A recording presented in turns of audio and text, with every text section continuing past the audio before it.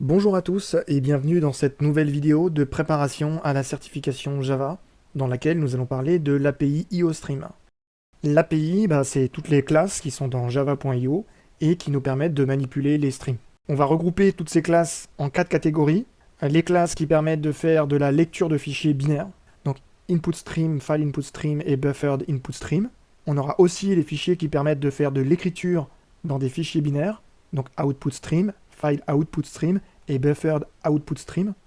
On aura les équivalents pour les fichiers texte, donc pour la lecture, le reader, file reader, buffered reader, et pour l'écriture, le writer, file writer et buffered writer.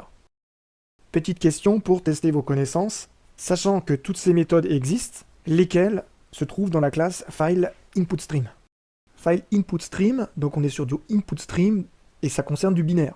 Donc le char read et le int read tableau de caractères, c'est pas pour du binaire, c'est pour du texte, donc ça risque pas de se retrouver dans file input stream. La méthode read, on en reparlera ou on en a peut-être déjà parlé, elle retourne un int. Donc la troisième ligne, elle n'est pas correcte. En revanche, les lignes en bleu ici font bien partie de la classe file input stream et des méthodes qui permettent de faire de la lecture de fichiers binaires, donc de la lecture de bytes. Exercice similaire parmi ces méthodes, lesquelles sont présentes au niveau de la classe buffered writer. Les méthodes d'un buffered writer, elles peuvent être chaînées parce qu'elles retournent le buffered writer. La deuxième ligne, elle n'est pas correcte. Elle ne correspond pas au mode de fonctionnement d'un buffered writer. Et puisqu'il y a toujours une exception, la méthode write, elle nous donne du void.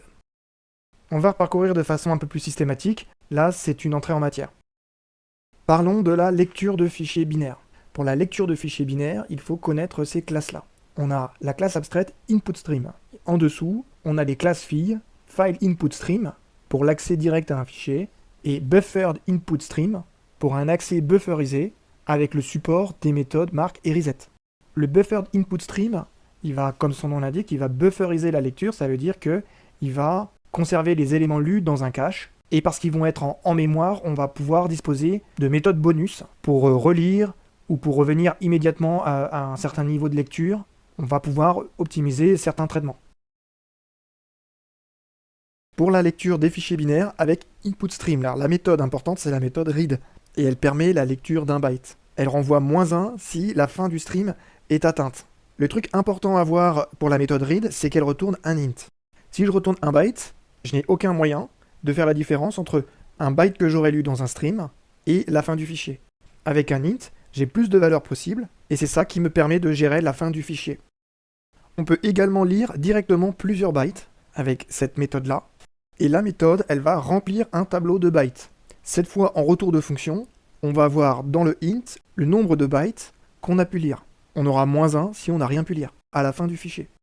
La méthode suivante, elle permet de lire plusieurs bytes en remplissant un tableau à partir d'une certaine position et en indiquant également le nombre de bytes qu'on souhaite lire. On a une méthode de lecture qui lit l'intégralité du fichier et une autre qui lit n caractères.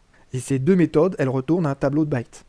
On a une dernière variante qui lit plusieurs bytes et qui remplit un tableau à partir d'une certaine position et pour un certain nombre de caractères. Elle ressemble beaucoup à la méthode qu'on a pu voir un peu plus tôt, ici.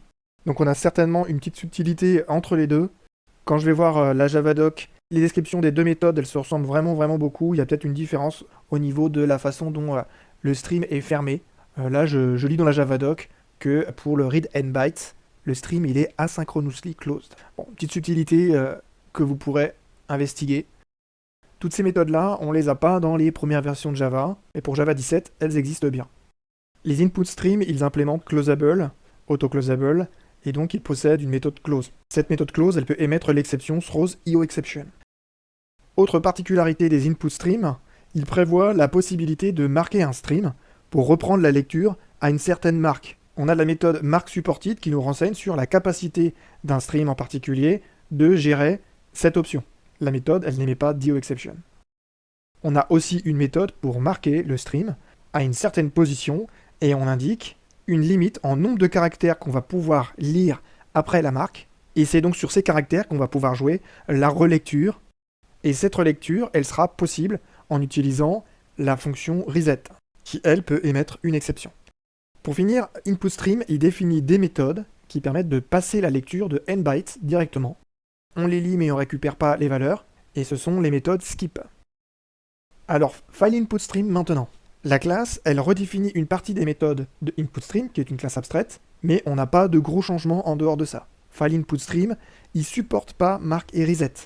Reset, ça va émettre une new exception en cas d'appel. Et ça, c'est parce que pour avoir la possibilité de faire de la relecture, donc de marquer et de revenir à une marque, il faut utiliser un buffer. Donc il faut que la lecture, elle conserve en mémoire les bytes qui sont lus. Et donc là, on comprend bien qu'il faudra plutôt utiliser un buffer d'input stream et pas un file input stream, qui est le type d'input stream le plus simple, construit directement au-dessus de input stream. File input stream, comme son nom l'indique, file, il permet de lire un stream, mais un stream qui est un fichier. On a le constructeur file input stream qui prend en paramètre un objet file. On a aussi un file input stream qui prend en paramètre le nom d'un fichier. Si les fichiers n'existent pas, les constructeurs ils vont émettre FileNotFoundException, qui est une sous-classe de EOException. Parlons maintenant du buffered input stream. Donc le buffered input stream, c'est pas une sous-classe de file input stream, c'est une sous-classe de filter input stream, qui elle-même est une sous-classe de input stream. Et buffered input stream, ça supporte bien mark et reset.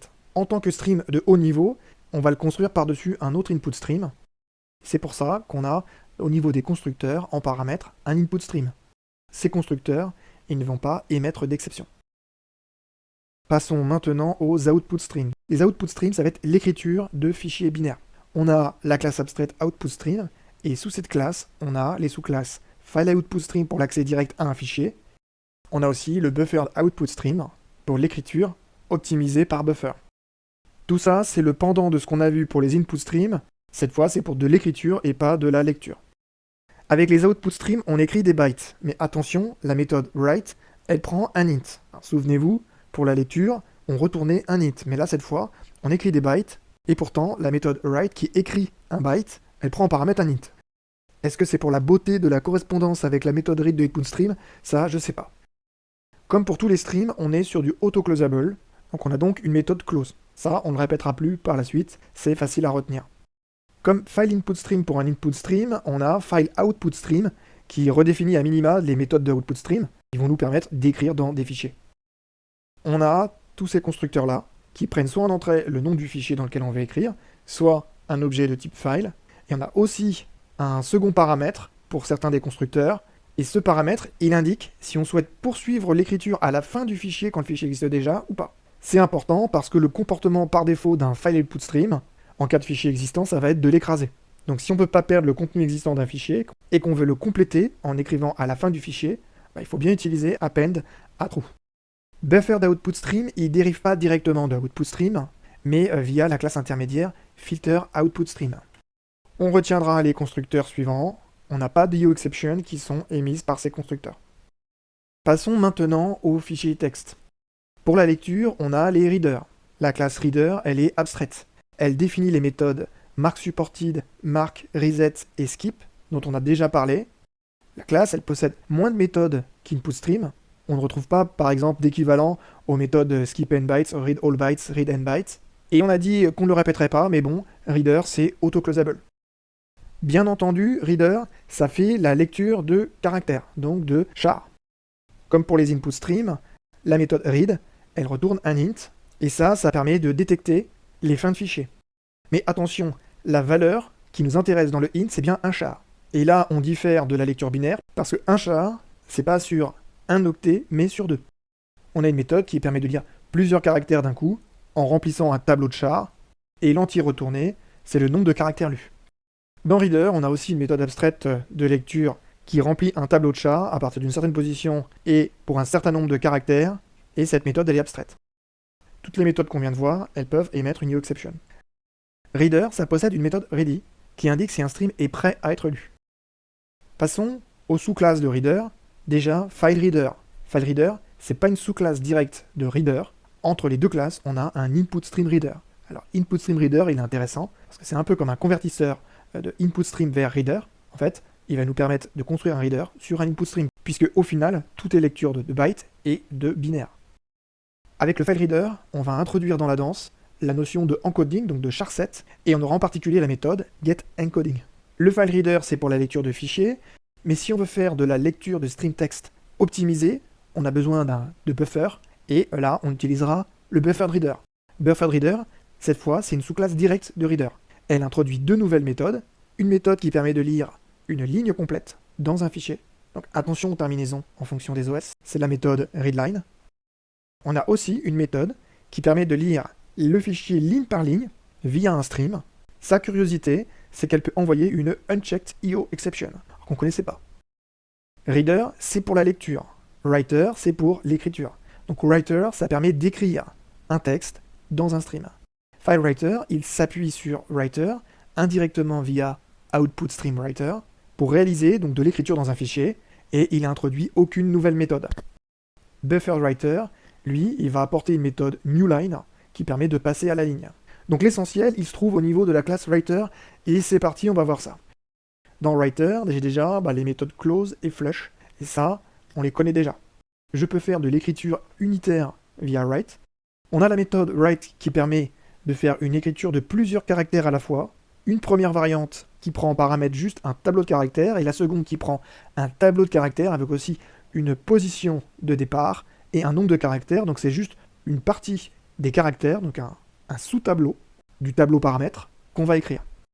Writer, c'est orienté texte, donc heureusement, on peut écrire des chaînes de caractères. Donc on a les méthodes write, similaires aux précédentes, mais qui prennent en argument un string. Un writer, ça possède des méthodes append, qui sont intéressantes, car elles vont retourner une référence sur le writer, et donc on va pouvoir les chaîner. Elles s'appuient sur char et char sequence. Elles sont ici. Côté constructeur, on n'a rien de surprenant. Le buffer writer, c'est un writer de haut niveau, donc il porte sur un writer. Pour file writer, c'est pas surprenant non plus, ça porte sur des fichiers, donc les constructeurs, ils peuvent prendre en paramètre soit un file, soit un string qui représente le nom du fichier. Dans la combinatoire, on arrive à 8, parce qu'on a également un deuxième et un troisième paramètre, le paramètre append qui permet de ne pas écraser un fichier et de compléter l'écriture à la fin, et un paramètre char7 pour la gestion de l'encoding. Pour terminer, il faut parler de ces deux classes, donc printStream et printWriter. La première, c'est un output stream, et la seconde, c'est un writer. Les deux, elles partagent un grand nombre de méthodes, des méthodes qui sont identiques au niveau de la signature, qui permettent d'écrire des données de type courant, donc les primitives par exemple. Donc, je vous laisse les lire attentivement. On va voir les print, println de boolean, de char, de double, de int, etc. On a aussi les méthodes printf format, on a les méthodes append pour chaque type, etc. Merci à tous et à bientôt pour une prochaine vidéo.